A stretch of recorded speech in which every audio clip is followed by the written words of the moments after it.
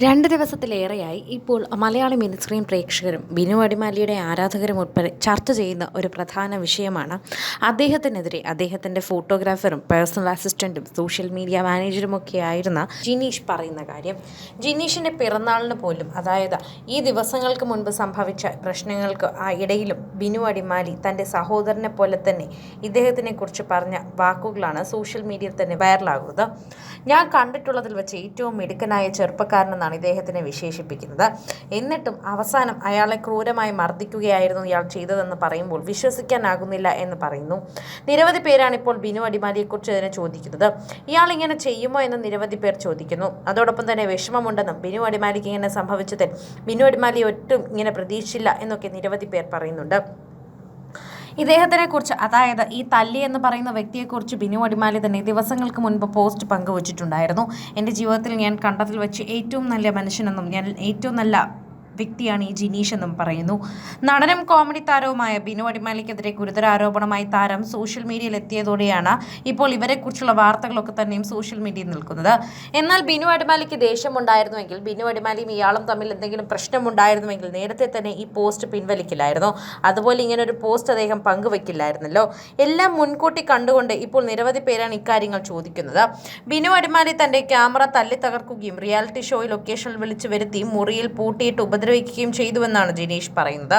Binu അടിമാലിയുടെ Facebook പേജിൽ Jineesh hack ചെയ്തു എന്ന് ആരോപിച്ചായിരുന്നു തർക്കമൊക്കെ തന്നെയും വന്നത്. എന്നാൽ ജിനീഷിൻ്റെ കയ്യിലായിരുന്നു ബിനു അടിമാലിയുടെ അക്കൗണ്ട് ഉണ്ടായിരുന്നത്. അതുകൊണ്ട് തന്നെ യാതൊന്നും ഹാക്ക് ചെയ്യേണ്ട ആവശ്യം പോലും ഇല്ലായിരുന്നു. പക്ഷേ എന്നാലും അദ്ദേഹം പറയുന്ന വാക്കുകളിൽ ജിനേഷിന് ഒട്ടും അനുവദിക്കാനാവാത്ത വാക്കുകൾ ഉണ്ടായിരുന്നുവെന്നും അദ്ദേഹം ചെയ്യാത്ത കാര്യങ്ങൾ ഉൾപ്പെടെ ബിനു അടിമാലി തുറന്നു പറഞ്ഞുവെന്നും അതിലാണ് തനിക്ക് വിഷമമെന്നും പറയുന്നു. എന്നാൽ നിരവധി കാര്യങ്ങൾ ഇദ്ദേഹം തുറന്നു പറഞ്ഞതിൽ ഒരുപാട് കാര്യങ്ങൾ മറച്ചു വെച്ചിട്ടുണ്ടെന്നും ബിനു അടിമാലി പറയുന്നുണ്ട്. പൈസകൾ തന്നെ ഒരുപാട് ഇയാൾ കൈകാര്യം ചെയ്തിട്ടുണ്ടെന്നും കയ്യിൽ നിന്ന് പൈസ വാങ്ങിക്കൊണ്ട് പോയി പിന്നീട് ഒരു അഡ്രസ്സും ഇല്ലാതായിട്ടുണ്ടെന്നും ബിനു അടിമാലി പറയുന്നു. ഞാൻ ഇതുവരെ പൈസ തിരിച്ച് ചോദിച്ചിട്ടുമില്ല. എന്നാൽ അതിനെക്കുറിച്ച് സംസാരിക്കാതെ ആ ഒരു നന്ദി പോലും കാണിക്കാതെയാണ് ഇപ്പോൾ മാധ്യമങ്ങൾക്ക് മുന്നിലെത്തി ഞാൻ തല്ലി എന്നൊക്കെ ഇയാൾ പറയുന്നതെന്ന് ബിനു അടിമാലി തന്നെ കൂട്ടിച്ചേർക്കുന്നുണ്ട്. എന്നാൽ ഇങ്ങനെയൊന്നും സംഭവിച്ചിട്ടില്ല എന്ന് ബിനു അടിമാലി പറയുമ്പോഴും വിശ്വസിക്കാനാകാതെയാണ് പ്രേക്ഷകർ നിൽക്കുന്നത്. ഞാനും ബിനു അടിമാലിയും തമ്മിൽ വലിയ പ്രശ്നങ്ങൾ ഉണ്ടായിട്ടുണ്ട്. അദ്ദേഹത്തിന് അപകടം പറ്റിയപ്പോൾ ആശുപത്രിയിൽ കൂടെ നിന്ന് എല്ലാ കാര്യങ്ങളും നോക്കി നിന്നത് ഞാൻ തന്നെയാണ്. വീട്ടിൽ കൊണ്ടാക്കിയതും ഞാനാണ്. ആ സംഭവത്തിന് ശേഷം ബിനു അടിമാലി കൊല്ലം സുധിച്ചേട്ടൻ്റെ വീട്ടിൽ പോയിരുന്നു. സുധിയുടെ വീട്ടിൽ പോയപ്പോൾ ബിനു അടിമാലിക്ക് നടക്കാൻ ബുദ്ധിമുട്ടൊന്നും ഇല്ലായിരുന്നുവെന്ന് എടുത്തു പറയുന്നുണ്ട് ഈ ചെറുപ്പക്കാരൻ.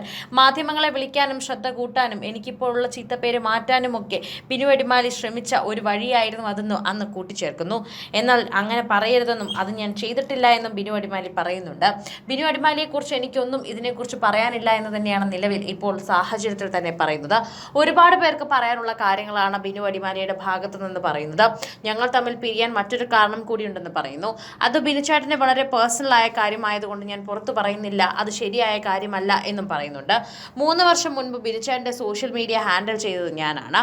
അതിനുശേഷം തന്നെ പിണങ്ങിയപ്പോൾ ഞാൻ അദ്ദേഹത്തിൻ്റെ സോഷ്യൽ മീഡിയ അക്കൗണ്ട് പാസ്വേഡ് എല്ലാം തിരിച്ചു കൊടുത്തിരുന്നു. പക്ഷേ ബിനുചേട്ടൻ്റെ അക്കൗണ്ട് എനിക്ക് ഹാക്ക് ചെയ്തു എന്ന് പറഞ്ഞ് അദ്ദേഹം പോലീസിൽ പരാതിപ്പെട്ടു.